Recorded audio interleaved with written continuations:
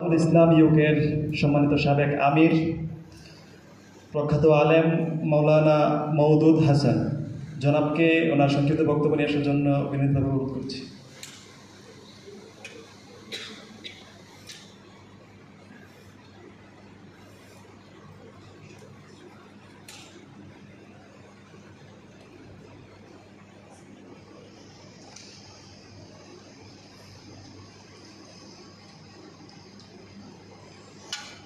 السلام عليكم ورحمة الله وبركاته.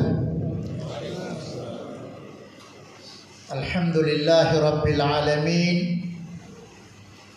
الذي قال تبارك الذي جعل في السماء بروجا وجعل فيها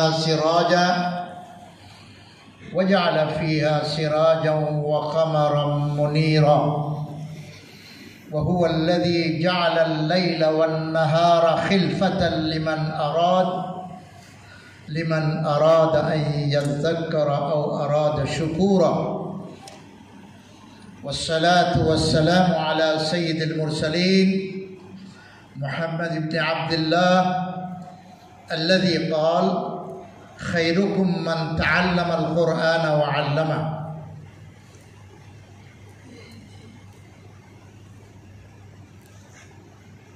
Shahjalal university of science and টেকনোলজির আজকের এই সেন্ট্রাল অডিটোরিয়ামে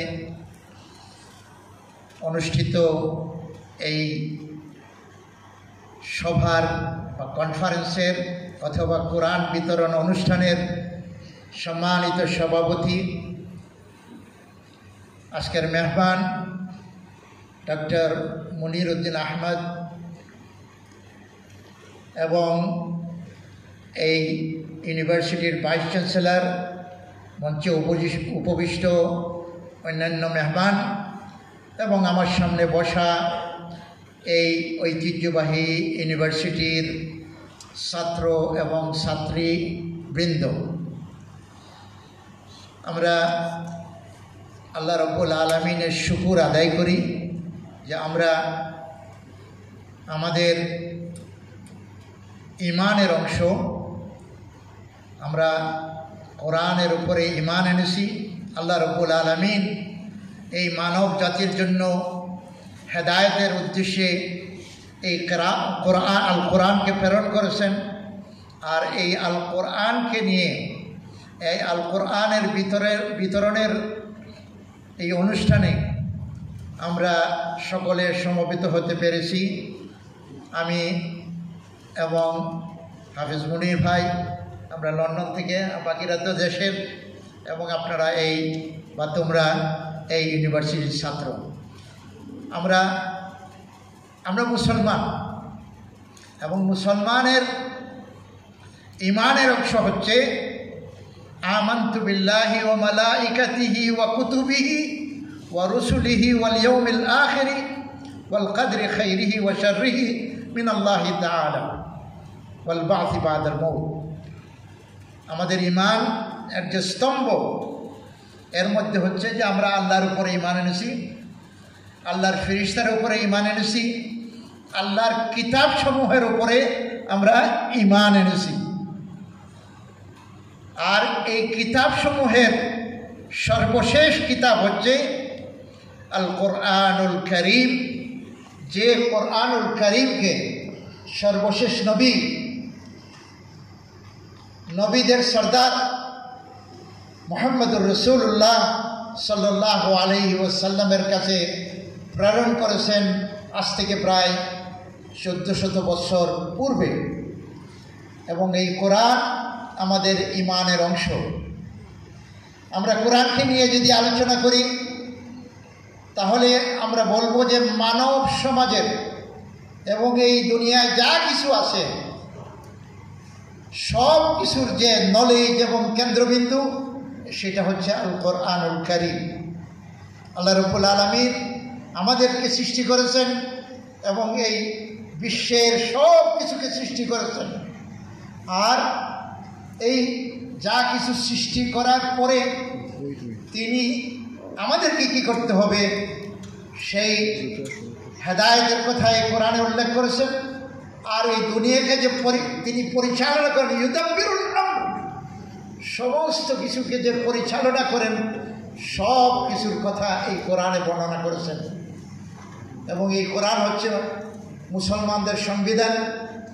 কোরআন হচ্ছে আমাদের জন্য, সারা মানব জাতির জন্য হেদায়েত। এই কোরআন হচ্ছে মানুষের জন্য আইন। এই কোরআন হচ্ছে মানুষের জন্য আল্লাহর পক্ষ থেকে আদেশ। এই কোরআন হচ্ছে মানুষের জন্য যে শরীয়ত প্রেরণ করেছেন, এই শরীয়তের প্রথম উৎস। এইভাবে কোরআনকে আমরা ঈমান এনেছি এবং আমরা কোরআনকে অনুসরণ করি। আসুন আমরা, আমার সময় খুবই কম, এরপরও আমরা প্রথম পয়েন্টে আমরা আলোচনা করি যে এই কোরআন মুসলমানদের উপরে, আমাদের উপরে দাবি রাখে। দাবি, কোরআনের দাবি আমাদের উপরে কি? কোরআনের প্রথম দাবি হচ্ছে আমাদের উপরে যে আমরা কোরআনের উপরে ঈমান এবং বিশ্বাস আমাদের পুরোপুরি থাকতে হবে।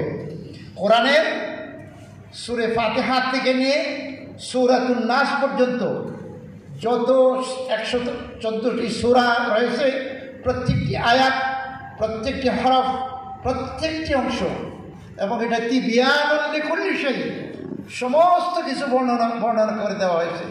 এটার উপরে আমাদের সঠিক বিশ্বাস থাকতে হবে, ঈমান থাকতে হবে। আর ঈমানটা হতে হবে পুরোপুরিভাবে কোরআনকে মানতে হবে, পুরোপুরিভাবে ইসলামকে, কোরআনকে পুরোপুরিভাবে মানতে হবে। আফাতুমিনুনা বিবাদিল কিতাবি ওয়া তাকফুরুনা বিবাদ, কিছু অংশ মানব আর কিছু অংশ মানব না, এটা হবে না। পুরোটাকে আমাদেরকে মানতে হবে। কোরআনে যা এসেছে যে এই কাজগুলো তোমরা করো, সমস্ত কাজ কিন্তু আমাদেরকে করতে হবে। আর কোরআনে যে সমস্ত নিষেধ এসেছে, সমস্ত নিষেধ থেকে আমাদেরকে ফিরে থাকতে হবে। ডু অর ডোন্ট ডু, এটার উপরে আমাদের এইভাবে আমাদের উপর ঈমান আনতে হবে। 2 নম্বর হচ্ছে যে এই কোরআন প্রেরণ হয়েছে সারা মানব জাতির উদ্দেশ্যে, মুসলমানদের উদ্দেশ্যে। মুসলমানরা এই কোরআনের উপরে ঈমান এনেছে, তার 2 নম্বর দায়িত্ব হচ্ছে বিশ্বাস স্থাপন করার পর 2য় দায়িত্ব হচ্ছে, কোরআনের দাবি হচ্ছে যে আমরা এই কোরআনকে তেলাওয়াত করব, পড়ব। কোরআনের তেলাওয়াত আমাদেরকে করতে হবে। মুসলমান হিসেবে এই তেলাওয়াত আমাদেরকে অবশ্যই শিখতে হবে। তিনি স্কুলে পড়েন, মাদ্রাসায় পড়েন, ইউনিভার্সিটিতে পড়েন, যেখানেই পড়াশোনা করেন, প্রত্যেকটা মুসলমানকে, ভালো মানে ছেলে হোক মেয়ে হোক, তাদেরকে কোরআন শিক্ষা করতে হবে। আমরা প্রসিদ্ধ হাদিস রাসূল সাল্লাল্লাহু আলাইহি ওয়াসাল্লামের হাদিস থেকে জানি, তালাবুল ইলমি ফরিদাতুন আলা কুল্লি মুসলিম, ইলম অর্জন করা, ইসলামের ইলম অর্জন করা প্রত্যেকটা নর নারীর উপরে ফরজ। এবং এই ফরজ কাজের মধ্যে প্রথম হচ্ছে কোরআন তেলাওয়াত শিক্ষা করা। এরপরে 3 নম্বর হচ্ছে যে এই কোরআন আরবি ভাষায় নাজিল হয়েছে। Unfortunately we are not the people of Arab language, আমরা আরবি ভাষী নই, আমরা বাংলা ভাষাভাষী। আমাদের বাংলাদেশে আমরা জন্মগ্রহণ করেছি, আমাদের ভাষা আরবি নয়, যার কারণে সরাসরি আমরা আরবি বোঝা অত্যন্ত কঠিন। কিন্তু সেই জন্য আমাদেরকে কী করতে হবে?